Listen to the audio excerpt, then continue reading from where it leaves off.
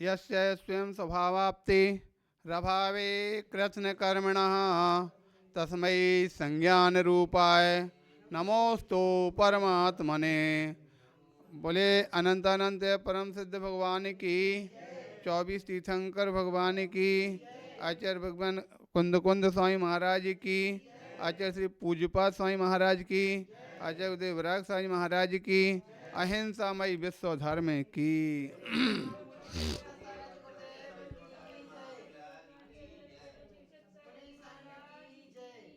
प्यारे बंधो, आचार्य भगवान पूज्यपाद स्वामी भव्य जीवों के लिए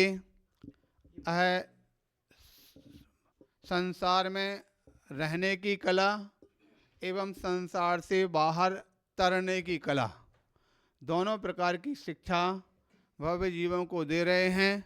क्योंकि संसार में जीव रह तो रहे हैं, लेकिन वास्तविकता में कैसे रहना, संसार में जीव जी तो रहे हैं लेकिन कैसे जीना है, इस बात का ज्ञान आज तक प्राप्त नहीं कर पाए। ठीक है, इसीलिए आपने सुना होगा आचार्य कुंद कुंद स्वामी से जब भक्त ने पूछा, बोले हे भगवान, हम संसार में रहते हैं लेकिन संसार में हमको जब से ये ज्ञात हुआ है कि सभी जीवों को कर्म का बंध होता है और कर्म के बंध होने से संसार में जीव बार बार भटकता है, इसलिए हम किस प्रकार से उन कर्मों से बचें, ऐसा इस प्रकार का पूछने पर उस प्रश्न उन्होंने किया था। उस प्रकार से क्या प्रश्न किया था? कदम चरे कदम चट्ठे कदमा से कदम सहे कदम भुंजे जो भाषे जय ये जधम पापम न बंधई। अर्थात और भक्त हमको लगता है उस समय के जो लोग होंगे वो संस्कृत में ही आपस में बात करते होंगे। इसीलिए तो उसने संस्कृत में प्रश्न किया। और दूसरा सुबह अपने प्रवचन चल रहा था, उसमें भी बोला था कि उस समय पर जब वो शिवभूति मुनि महाराज वहाँ से निकले, महिलाओं से पूछा क्या कर रहे हो, तो उन्होंने संस्कृत में ही उत्तर दिया, तो समाज विभिन्नम, यानी दाल और छिकले अलग अलग कर रहे हैं। इसका मतलब हमको लगता है निश्चित रूप से पहले के लोग संस्कृत में ही बात करते होंगे, तो उस समय का बहुत अच्छा समय रहा होगा। संस्कृत में बात करने वालों को वैसी संस्कृत अपने आप आ जाती होगी अच्छे से। इसीलिए पहले के समय में जो आप आचार्यों ने इतने बड़े बड़े ग्रंथों की रचना की, संस्कृत उनकी भाषा तो थी, बस खाली काव्य और लिखना तो काव्य रूप में लिखते गए। जितने भी ग्रंथ मिलते हैं उसमें अधिकांशतः कौन से काव्य रूप ही में ही मिलते। जितने भी ग्रंथ हैं उसमें, चाहे पद्म पुराण ले लो, चाहे हरिवंश पुराण ले लो, जो मूल जो ग्रंथ हैं और मूल ग्रंथ सभी काव्य रूप में ही हैं। उसको वर्तमान में हिंदी टीकाकारों ने उसको गद्य रूप में किया है। उसकी फिर जब वचनिका बना दी, कहीं इस प्रकार से शास्त्र बना दिया, कहीं कुछ बना दिया, तो आज वो गद्य रूप में चलने लगा पैसे। लेकिन पहले तो काव्य रूप में ही मिलते हैं। जैसे हमने देखा पद्म पुराण सामान्य तौर से इतना मोटा ग्रंथ वो पढ़ते चला जाओ हिंदी रूप में, लेकिन उसका मूल ग्रंथ क्या है, उसके 3 भाग हैं। देखा ना, 3 भाग पद्म पुराण के, और तीनों भागों सभी संस्कृत के काव्य रूप में, श्लोक रूप में वहाँ पर दिए गए हैं। इसी प्रकार से जितने भी ग्रंथ हैं, चाहे वो कोई पुराने ग्रंथ है समय सार इत्यादि, वो प्राकृत भाषा में हैं। और जो बात तो पहले, इसका मतलब सबसे पहले प्राकृत भाषा चलती थी, धीरे धीरे धीरे परिवर्तन आया, संस्कृत भाषा चलने लगी। संस्कृत के बाद धीरे धीरे परिवर्तन आया तो हिंदुस्तान में हिंदी चलने लगी, और आजकल उस हिंदुस्तान में भी अंग्रेजी चलने लगी। ठीक है, हमने उस दिन कहा था कि वास्तविकता में एक बहुत बड़े शर्म की बात है, कहने के लिए तो हिंदुस्तान है, लेकिन हिंदुस्तान में सारे काम जितने, चाहे वह अपने सांसद के ऑफिसों के हों, चाहे जजमेंट के हों, और चाहे कोई भी हों, सारे काम इस हिंदुस्तान के अंदर में इंग्लिश से होते हैं। या तो हिंदुस्तान का नाम हटा करके इंग्लिस्तान कर देना चाहिए, या फिर, ठीक है कि नहीं, इंग्लिश में अगर काम करते तो इंग्लिस्तान उसका नाम रखना चाहिए, और अगर हिंदुस्तान कहते तो हिंदी में सारे काम होना चाहिए। तब तो वास्तविकता में इसकी सार्थकता है। और अगर ऐसा नहीं किया तो हमको लगता है कहने के तो हिंदुस्तान है, लेकिन इंग्लिस्तानियों की इंग्लिश है।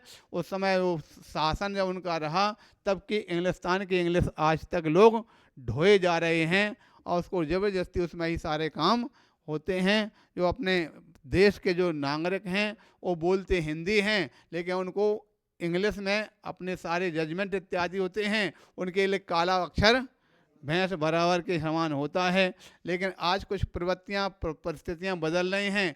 आजकल जो वर्तमान में शिक्षा भी वह इंग्लिस्तान की ही होने लगी। स्कूल में जो शिक्षा वर्तमान में छोटे से बच्चों को ही English to English medium school में शिक्षा पढ़ाते हैं, तो अब हिंदी उनको बहुत बड़ी समस्या उत्पन्न हो रही। हम कई बार कोई आते हैं, वो बोले कोई नंबर वगैरह पूछते हैं, इस प्रकार से कितना नंबर हैं, उनको हम बताते हैं 98,290, तो ये क्या होता, तो इंग्लिश में बताना पड़ेगा। अब इंग्लिश में बताए तो कुछ सोचते हैं तो पहले भूल जाते हैं, हम सेम ही भूलने लगते हैं। 98,290 के लिए सोचना पड़ता, 98 कहता 9 8 2 और 9 0, जो सोच सोच कर बताना पड़ता। इस प्रकार से तो कहने का तात्पर्य है कि वर्तमान में इंग्लिस्तान की ओर ही भारत देश जा रहा, क्योंकि आगे आने वाली पीढ़ी सब इंग्लिश जानेगी, हिंदी जानेगी ही नहीं। तो हमको लगता है आगे चल कर के भारत देश जो हिंदुस्तान है वो भी इंग्लिस्तान बनने जा रहा है। तो भाषा का परिवर्तन क्रम क्रम से होता चला जा रहा है। खैर जो भी हो, लेकिन फिर भी अपना जो यानी आदि जो अवस्था है वो तो हमेशा रहेगी ही रहेगी। धर्म की जो जड़ है वो धर्म की जड़ प्राकृत और संस्कृत में खास तौर से देखा जाता है।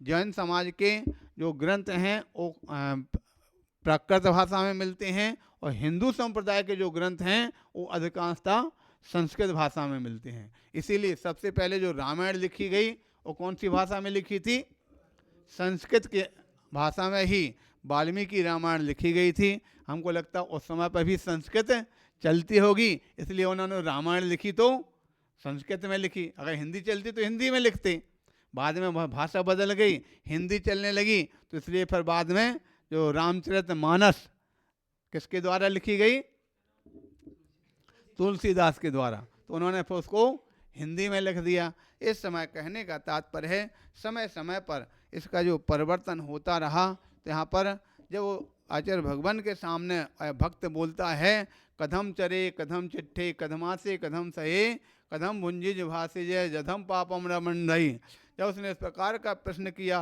प्रकृत भाषा में प्रश्न किया, तो आचार्य भगवान ने उसका उसी प्रकार से उत्तर दे दिया।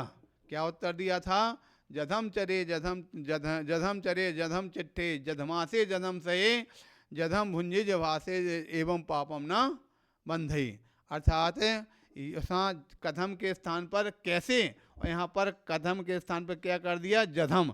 जधम यानी यत्नाचार पूर्वक, ठीक है, हर चीज को एक शब्द में ही उत्तर आ गया।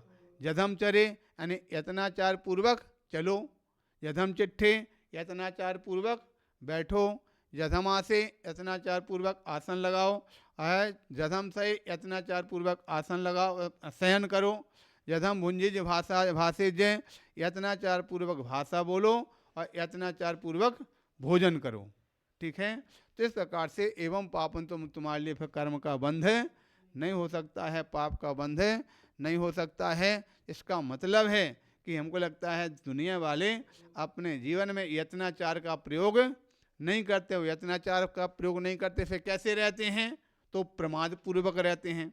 और सबसे बड़ा बंध का अगर कोई हेतु है तो क्या है, एक प्रमाद ऐसा है कि उससे सबसे ज़्यादा बंध हुआ करता है। आप सबने बंध के हेतु पढ़े थे, उसमें कहाँ से प्रारंभ करते हैं, मिथ्यात्व, ये भी प्रमाद का ही हेतु है। आवृत्ति, ये भी प्रमाद का ही हेतु है। मिथ्या आवृत्ति प्रमाद तो प्रमाद है ही, कषाय भी प्रमाद के अंदर जुड़े हैं। तो सबसे ज़्यादा बंध में अगर कोई हेतु बनता है वो सबसे ज़्यादा प्रमाद ही हुआ करता है।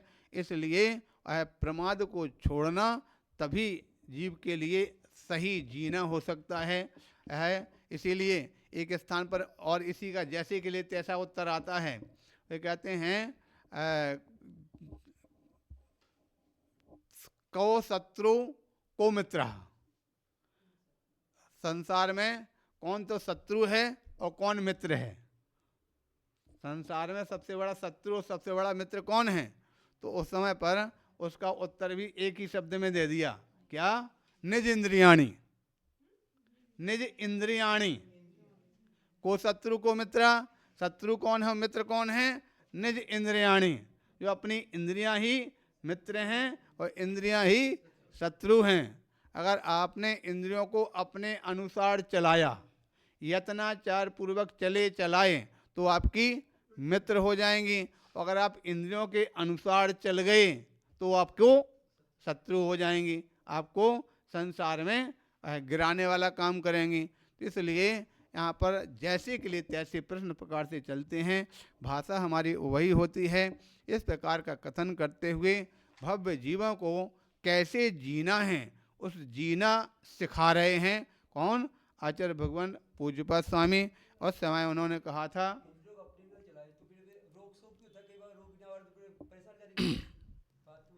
इस प्रकार से यहाँ कथन किया जा रहा। कल यहाँ बताया गया था, तो कहते हैं त्यागाय श्रेयसे वित्त। क्रम क्रम से बताया कि संसारी जीव किसके लिए सुबह से लेकर शाम तक अगर कुछ काम करते हैं उस सब के पीछे क्या राज है उनका? हमारे लिए धन की प्राप्ति, धन की प्राप्ति, धन की प्राप्ति है। खाते तो धन के लिए, पीते तो धन के लिए, सोते तो धन के लिए, जागते तो धन के लिए, कहीं जाते तो धन के लिए और कहीं आते तो धन के लिए ही। सारी दुनिया के लिए काम हो रहा। वे कहते हैं भाई तुम धन के लिए इतने ज़्यादा लालच हो रहे हो तो धन अब अंत में छोड़ना तो है ही। जब छोड़ना ही है तो उसके पीछे इतने आप आकुल व्याकुल क्यों हो रहे हो? जब छोड़ना है तो सहज रूप में हमारे लिए प्राप्त हो जावे, उसमें आप संतुष्ट रहो। उसकी आकुलता, उसको प्राप्त करने के लिए आप इतने ज़्यादा अपने प्रमादी होकर के अथवा आकांक्षी होकर के और उसके पीछे मत रहो, क्योंकि जो आकांक्षा जो होती है उसका कहीं अंत नहीं है। जो आकांक्षाएं एक पर एक बढ़ती चली जाती हैं। इसलिए सहज रूप में जो आपको प्राप्त है उसमें ही सही शांत होकर के रहो। इसी बात को सारी दुनिया में सब चलता है। हर व्यक्ति दोहा को सुना देते हैं, कौन सा? संतोषी सदा सुखी। यहाँ पर जो है उसमें अगर संतोष अगर हो जाता है तो उसको क्या कहा? समता भाव कह दिया। और समता को सामायिक कह दिया। और सामायिक कई के लिए कर्म निर्जरा के लिए हेतु होता है, संवर भी होता है उससे और निर्जरा भी होती है। इसलिए समता को धारण करना ही व्यक्ति के जीवन में उत्थान का हेतु है। किंतु उसमें थोड़ा सा चेंज कर देते हैं, अगर समता के स्थान पर अगर ममता कर देते हैं तो समझ लो खतरा उत्पन्न हो जाता है, बंध होना प्रारंभ हो जाता है। इसलिए यहाँ पर कोई समता ममता तो नहीं है। अगर हो तो ध्यान रखना, अपने नाम को सार्थक बनाने की कोशिश करें। अब आगे बताते हैं श्लोक नंबर 17 में हर स्थिति में जो भोग हैं वो कैसे होते हैं? कष्टकारी ही हुआ करते हैं। कैसे तो बताते हैं, आरंभे तापकान प्राप्त, आरंभे तापकान प्राप्त, वतृप्ति प्रतिपादकान, वतृप्ति प्रतिपादकान, अन्ते सुदुस्त्यजान कामान, अन्ते सुदुस्त्यजान कामान, कामम कहा सेवते सुधी, कामम कहा सेवते सुधी। बन जाएगा। एक बार फिर से पढ़ते मिल करके। आरंभे तापकान प्राप्ता, वतृप्ति प्रतिपादकान, अन्ते सुदुस्त्यजान कामान, कामम कहा सेवते सुधी। इतना बढ़िया कथन किया जा रहा।